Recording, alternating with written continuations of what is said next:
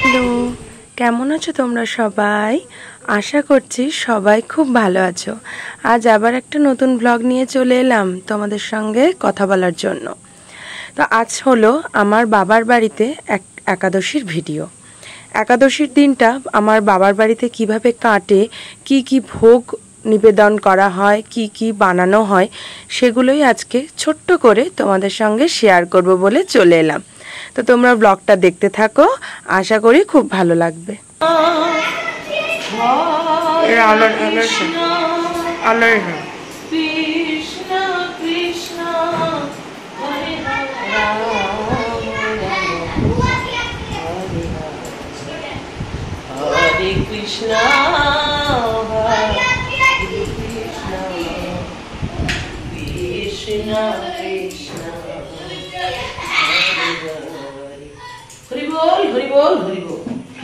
ছোট্ট করে একটু আমার মায়ের গলায় হরি নামটা তোমাদেরকে শোনালাম। অবশ্যই কিন্তু জানিও কেমন লাগলো। বৌদি ভাই এখানে যথারীতি সবজিগুলো কোটা বাছা করছে, তৈরি করে নিচ্ছে। ভগবানের সেবায় জন্য তাড়াতাড়ি ব্যবস্থা করতে হবে, সেই জন্য সবাই হাতে পিঠে করে নিচ্ছে। আর জানোই তো, দুটো পিঠোপিঠি বাচ্চা বাড়িতে থাকলে সত্যি কি অবস্থা হয়। আমি এখানে আসি কটা দিন রেস্টের জন্য, আর আমার মা আমার উপরে দায়িত্ব দিয়ে দেয়, তোকে কিচ্ছু করতে হবে না, তুই বাচ্চা সামলা, মানে ভাইপো আর আমার বাবিকে। তো এখানে সকালবেলা উঠে আমার যা কাজ, বেলাবেলি উঠছি, প্রায় 9টার পরে প্রত্যেক দিন ঘুম ভাঙছে আমার। এখানে ব্রাশ করে আমিও একাদশীটা করেছি, সেই জন্য আজকে কোনো ব্রেকফাস্ট করব না, ডিরেক্ট একদম ভগবানের প্রসাদ পাবো।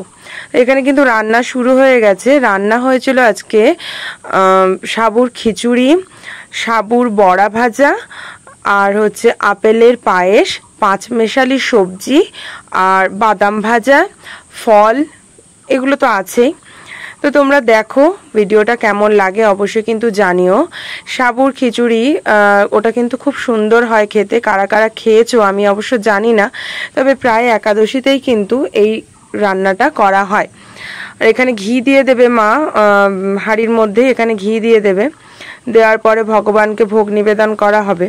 আমি কিন্তু একাদশী করতাম না, তা বৈশাখ মাসের যে অপরা একাদশীটা ছিল সেই একাদশী থেকেই আমি একাদশীটা করছি।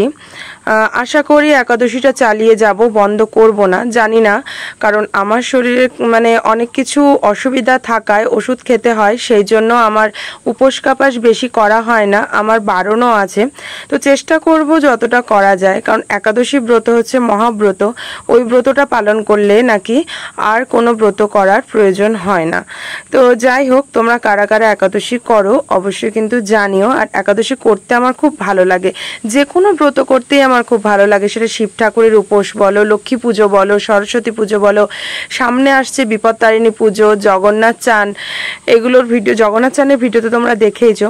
তো এই সবগুলো করতে কিন্তু মানে ঠাকুরের জন্য, ভগবানের জন্য সবকিছু উপোস কাপাস করতে আমার বেশ ভালোই লাগে। রান্না বান্না হচ্ছে এখানে দেখতেই পাচ্ছ, সাবুর বড়া হচ্ছে। আসলে একাদশীর রান্না বান্নাগুলো আমার বাবাই করে। তোমরা যারা আমার ভিডিওগুলো দেখো ঠিকঠাক করে তারা জানবে আমার বাবা কিন্তু রান্না বান্না করতে খুবই ভালোবাসে। তো বাবাই করে। বাবা বিশেষ কারণে বাবা বাড়ি ছিল না, ডিউটি ছিল, আমার ঠিক খেয়াল পড়ছে না, কারণ ভিডিওটা কয়েকদিন আগে যখন আমি জামাই ষষ্ঠীর সময় বাবার বাড়ি গিয়েছিলাম তখনকার ভিডিও। সেই জন্য মাই সব ভোগ রান্না করে এবার ভগবানকে নিবেদন করবে। আর 2 নাতির জ্বালায় আমার মা ভোগ বাড়তেও পাচ্ছে না। তো যাই হোক, ভোগ মা এখানে সব কিছু তৈরি করে রেডি করে নিচ্ছে ভগবানের জন্য সুন্দর করে। ভোগ দর্শনে দুর্ভোগ কাটে আমি জানি, আমার ভোগ দর্শন করতে খুব ভালো লাগে, আর ভোগ গ্রহণ করতে তো কোনো কথাই হবে না। আমার শ্বশুরবাড়ি থাকার সময় যখন একাদশীগুলো পড়ে তখন শুধু মনে হয় যে কখন একটু যাব বা কখন একটু প্রসাদ পাবো। আমার একাদশীর প্রসাদ খেতে খুবই ভালো লাগে। তো এখানে মা ফল তৈরি করে ভগবানকে নিবেদন করবে সবকিছু, তারপর আমরা সবাই একসাথে বসে ভোগ গ্রহণ করব, একাদশী করব। আজকের ব্লগটা এটুকুই ছিল, ভালো লাগলে অবশ্যই সাথে থেকো।